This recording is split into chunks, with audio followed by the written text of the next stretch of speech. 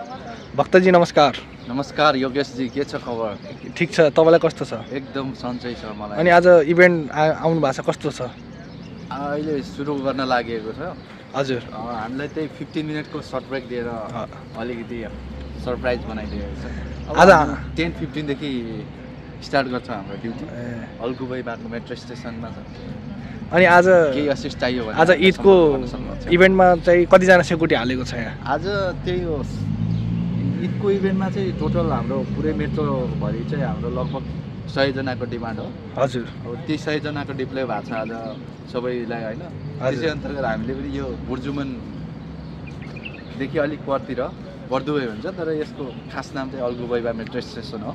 र यहाँ चाहिँ ड्युटी हामीले आज पुरा हटाइएको हुनाले हामी हाम्रो ड्युटी पुरा गर्नलाई आइसकेका छौँ। हो र? अनि कति बजेदेखि सुरु हो त ड्युटी? हजुर, हाम्रो ड्युटी भनेको 10 to 10 हो कि 10 to 10 हो। अनि कस्तो फिलिङ भइरहेको? राम्रो छ? एकदम वेल ह्याप्पी। अनि यो ठाउँ त अनि एकदम प्रसिद्ध नेपालीहरूको एकदम प्रसिद्ध बस्ती हो बर्दुबई। अनि यहाँ पार्कहरू छ होइन, नेपालीहरू पुरै घुमघाम गर्न आउँछ। पार्क देखाउन सक्नुहुन्छ? यस्तै हो, यसो घुमाइदिनु न यताउता। आहा, कस्तो राम्रो पार्क होइन।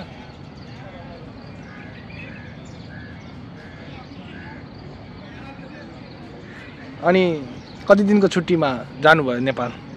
छुट्टी त मैले 55 दिन प्राप्त गरेँ नि त। मैले 35 दिनको टिकट हानेको थिएँ। हजुर, 35 दिन भन्दा नि अझै बढी बस्न मन लागेर।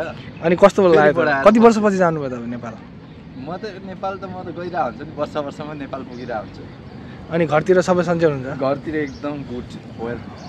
अनि राँगा काट्यो कि नै? राँगा त फट्लप्पै छिनाइयो नि। हो र? अनि सुकुटी खै त? सिकुटी अस्ति सिद्धिसँग आएर 1 महिना भइसक्यो नेपालबाट फर्केको। अनि सेक्युरिटीको काम कस्तो छ दुबईमा? भनिदिनु न, हाम्रो केही भाइ बहिनीहरू दाजुभाइहरूलाई केही जानकारी चाहिन्छ भने बताइदिनु। नेपालबाट डिमान्ड आउँदाखेरि भाइ बहिनीहरूलाई अहिलेको नयाँ आउने केटाकेटीहरूलाई चाहिँ एकदमै राम्रै छ फ्युचर चाहिँ होइन। फ्युचर चाहिँ राम्रो छैन, तर केही सर्टेन टाइम बस्नको लागि चाहिँ ठिकै हो।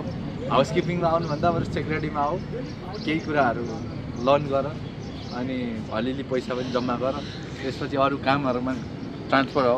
सेक्युरिटीमै टाइम नबिताउ धेरै समय भन्न चाहन्छु। अनि यहाँबाट चाहिँ युरोपतिर अलि नेपाली दाजुभाइहरू धेरै छिर्नु भएको छ, हो के छ जानकारी गराइदिनु न। नेपालीहरू छिरिरहेका छन्, तर त्यो मेरो विचारमा 100%मा 90%को रिजेक्ट हुन्छ भिजा।